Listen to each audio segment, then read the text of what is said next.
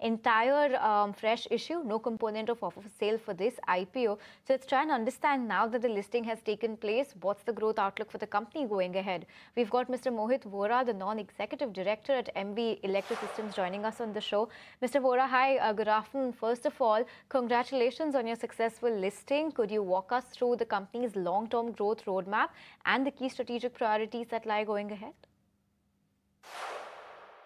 As we have been saying that we are one among the progressing railway technology company, and we over a period of a few years we have developed this key technology called propulsion systems, which is heart of the trains and locomotives. And while doing so, we have built a dedicated R&D center and the ecosystem, which will churn out more and more number of products in terms of propulsion systems for other kind of rolling stocks, probably MEMU or EMU trains, Vande Bharat trains, metro trains.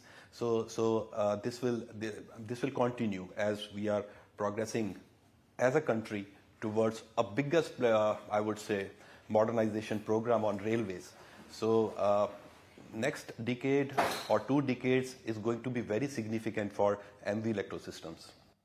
Okay, we hope to be looking forward to that. Mr. Vora, how do you assess the competitive landscape in your industry, and what strategies will help the company maintain or rather strengthen its competitive position from here on?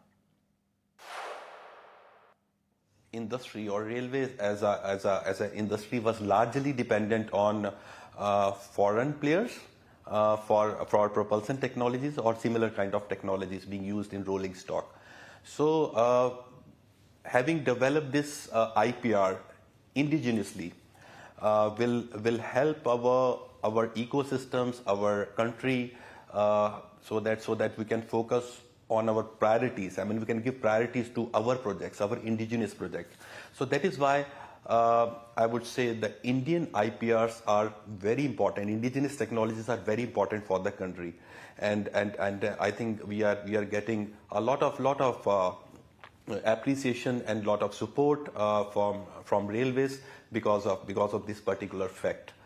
So talking about as you mentioned about the competitive landscape, no doubt that we have, as I mentioned, our own IPR. So we have complete freedom, in the sense the complete flexibility to immediately tweak the systems based on the requirements, based on the technical requirements of the railways. So that will help us to compete with the global majors in this particular industry.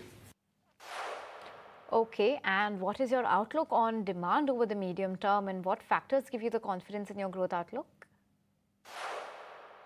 As I've already mentioned, that Indian Railways is going through the biggest rail modernization program across the world, I would say.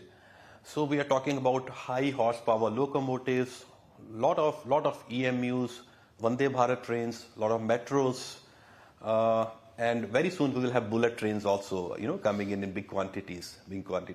So the future is going to be very ambitious, already started as such, very ambitious for next 1-2 decades in India particularly.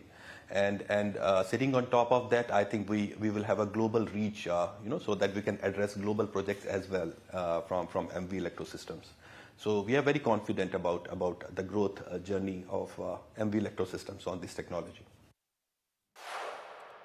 Okay, and let's also talk about your order book that stands at about 922 crore rupees. What is the expected execution and revenue recognition timeline over the next 12 to 24 months? First of all, this 921 crores that you mentioned is strictly for propulsion systems for the locomotives. And over and above that, we recently won another order for 107 crore roughly for 6 EMU train propulsion systems.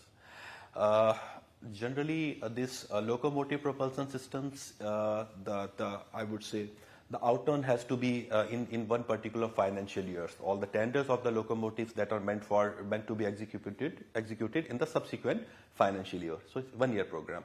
So we are working to meet the timelines of the deliveries, and that was one very key reason of coming up with this IPOs, so that we have sufficient working capital and we can address that quantum of purchasing, and we can shell out this much of quantities from our factories. So if you see about 290 crore IPO, the major part of the proceeds, which is roughly about 180 crores, is going straight away into working capital. Okay, and you also plan to invest about 21 crore rupees in research and development. Which product categories or technologies are going to be taking priority, and by when do you expect these investments to begin contributing meaningfully to the revenue? As I mentioned, the next project on which we are already working on, the project is already started as far as R&D is concerned, and we are at a significant place on this, which is EMU or mainline EMU, MEMU. It is called as MEMU train propulsion systems. I've already mentioned that we have won the order for 6 trains as such to be completed in 24 months time frame. So we are very hopeful that within this time frame we will develop this complete product, undergo the complete testing or inspection time cycle by the railways, which is a methodology which is already available and known to everyone. And after that approval, we will do the production and supply the propulsion systems within the scheduled time frame. So you will see that. Very hopeful to meeting the timelines of 24 months of supply timeline. Yeah. Okay, so that 24-month timeline is at play. And lastly, Mr. Vora, what are the key operational and financial milestones or performance indicators that investors should be tracking over the next few years to gauge the company's execution and progress? Yes, sure. In the sense, if you ask me, we should receive the proceeds probably in the next 1 or 2 days. As I mentioned, that the substantial part of this is going to be towards the working capital. And when it comes to a product or a complex product like propulsion system, it has a very big diversity of components into it, like semiconductors, IGBTs. You talk about special kind of capacitors, bus bars, etc. So all has to be sourced globally. I mean, a part of this is from India and part of this is globally. So because of that, it is a long purchasing cycle. So probably when we'll start ordering in a very big quantum, the first batch probably seems to be coming out by October and November or so.